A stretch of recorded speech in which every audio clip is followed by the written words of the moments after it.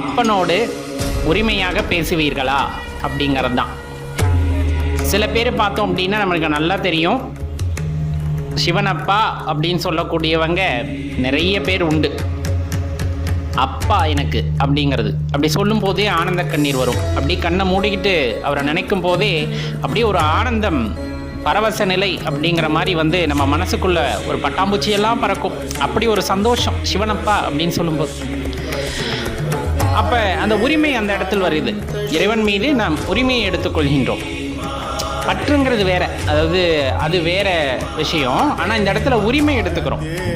எங்கள் அப்பா அப்படிங்கிறது அந்த உரிமை எடுத்துக்கொள்வது அப்படின்னு வரும்போது அது ஒரு அந்யோன்யம். இரண்டு உறவுகளுக்கு இடையே ஏற்படக்கூடிய அந்யோன்யம். எதாக இருந்தாலும் எனக்கு அவர் தான், அவருக்கு நான் தான் அப்படிங்கிற அந்த ஒரு தன்மை நமக்குள்ளே வருது. அப்படிங்கும் போது அந்த பக்தியோட அளவீடு அப்படிங்கிறதே கிடையாது.